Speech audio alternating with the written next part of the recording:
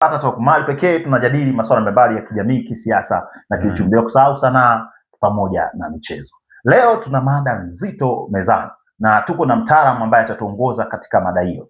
Mtaalamu, jina lako ni nani? Jina langu naitwa Meshack Hamisi, mchambuzi lakini pia na mwongozaji katika mada ifuatayo. Karibu. Leo katika Pata Talk tutakuwa tunajadili kuhusiana na umeme wa majumbani, na tuko na mtaalamu ambaye ni specialist kwa masuala ya umeme wa majumbani. Sasa jamii yetu ya Tanzania sasa hivi tumekuwa na bahati kwamba katika maeneo yote mijini na vijijini, katika maeneo mengi tumeweza kufikiwa na umeme. Sasa watu wengi wangependa kupata taarifa na maarifa. Mtaalamu, utuongoze katika hili. Je, mtu anayetaka kuingiza umeme nyumbani kwake anahitaji vitu gani? Maana tunajua huko vijijini kuna mradi wa REA sasa hivi, umeme unaelekea huko, watu wengi wanaunganishiwa umeme. Sasa mtu mwingine anataka kupata umeme na ajui anahitaji kupata nini, awe na nini ili aweze kupata umeme nyumbani kwake. Asante sana, ni swali zuri.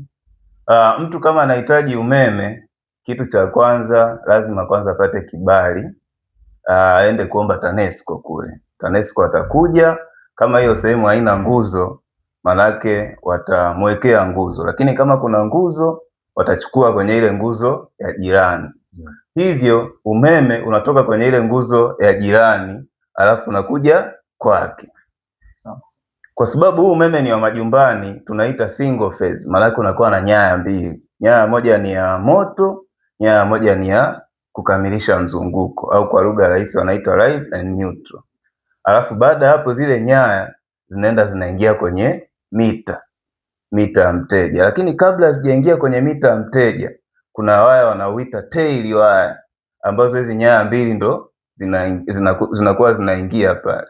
Ule waya unaitwa 6 au 8 mm, unakutana na zile nyaya mbili. Ikumbuke huku hizi za umeme zinakuwa zimeundwa kwa material ya aluminium, hizi huku zinakuwa zimeundwa kwa material ya copper, hii ambazo ndo zinapokea.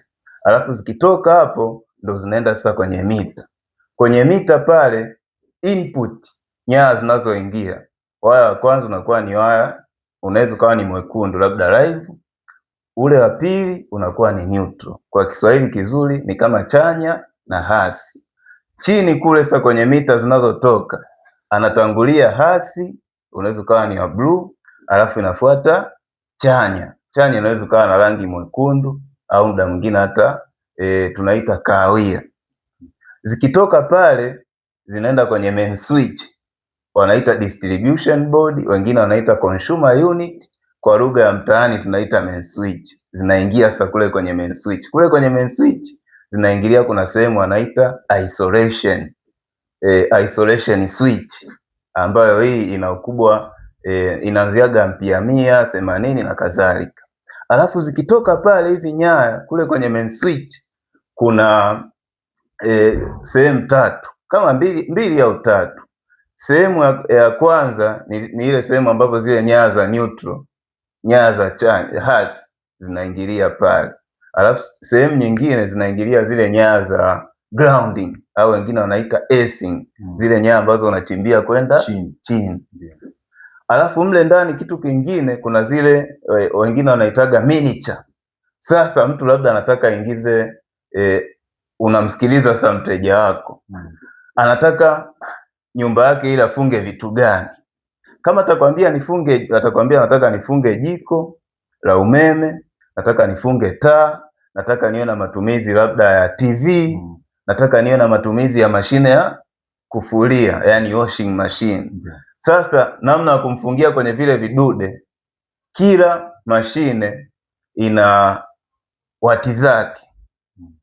Kwa hiyo zile wewe utarahisisha pale, utakuwa unaangalia kwamba ile mashine anafunga kwa ajili ya nini. Kwa mfano kama TV, tuchukulie tu mfano TV, wati 120, maana yake haili umeme sana. Unaweza kumfungia kwenye miniature yenye ampia 13.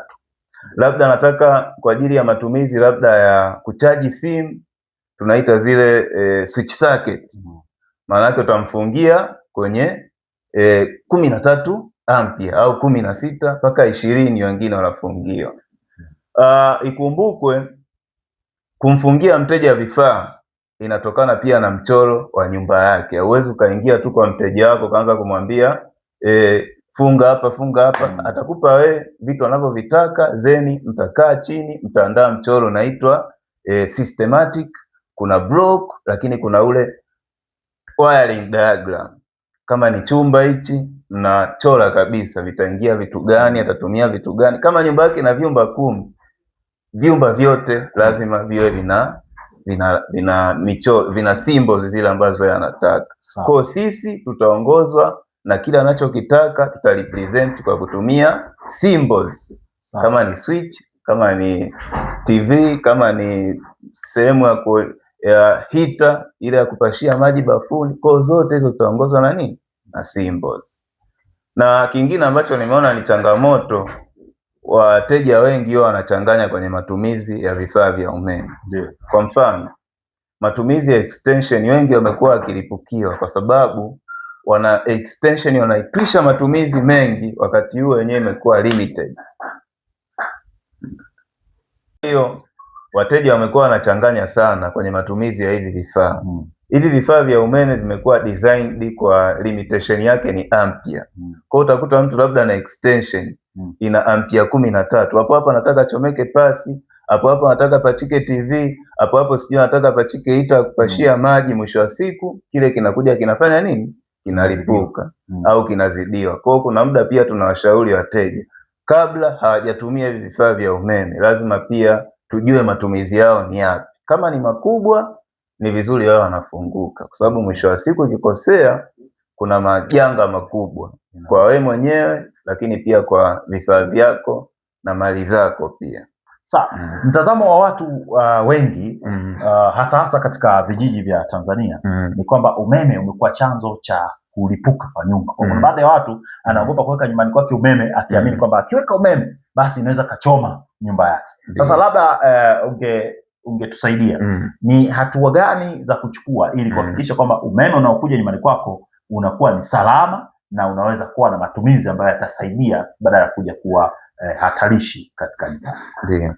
Cha kwanza kabisa, hakikisha vile vifaa ambavyo unavifunga vimefungwa kwenye mfumo ambao ni mzuri, ambao ni msafi, ambao hautaleta changamoto. Cha pili, kama umefanya wiring, hakikisha kwamba wanafanya inspection na wanaitest. Wanaweza wakatumia generator kabla umeme hujaingia.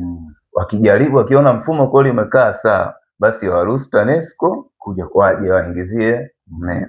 Alafu kitu cha tatu, wawe na akiba ya vifaa, quality ya vile vifaa. Chukua vifaa ambavyo vina quality. Kuna vifaa vingine ni fake, hivyo vikizidiwa kidogo vinalipuka, vinaleta changamoto kwa wateja.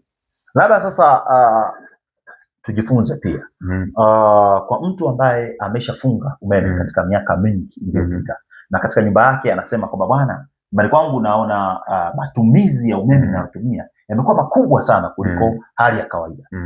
Kuna hatua gani za kuchukua? Hatua zipo mbili. Hatua ya kwanza, angalie mfumo wa S, kwa sababu ile S inatumika kama backup, kama energy saver.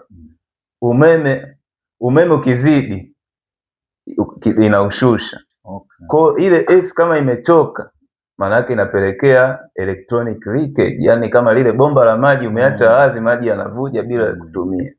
Lakini kitu cha pili, afanye house load calculation, akalculate vile vifaa anavyovitumia na ule muda anaotumia. Hapo ataweza kujua kwamba natumia umeme kilowatt kiasi gani in term of unit, itakuwa ni rahisi. Kwa hiyo kwa ujumla tuseme mambo haya yote yanahitaji mtu mwenye elimu ya kutosha na utaalamu ili aweze kusaidia. Na wewe ni mtu huyo ambaye ana elimu na utaalamu. Sasa labda ungetupa mawasiliano, namna gani watu wanaweza kukupata? Mawasiliano yangu ni 0769827356. Pia napatikana Insta, WhatsApp, Facebook, natumia jina la Meshack Hamisi. Kote huko utanipata. Kwa hiyo ukienda Instagram, ukienda Facebook, ukienda hayo maeneo kwa jina la Meshack Hamisi, unaweza kumpata mtaalamu wetu na akakusaidia kuja kucalculate hapo nyumbani kwako unatumia vifaa gani na vinahitaji umeme kiasi gani, lakini pia kujua kama vifaa vyako viko salama na nyumba yako iko salama, kwa sababu kuingiza na kutumia umeme ni jambo moja, lakini usalama katika nyumba ni jambo la pili na la msingi ambalo linahitaji wataalamu. Asante sana, nashukuru kwa muda wako. Asante sana, karibuni tena. Asante sana. Asante.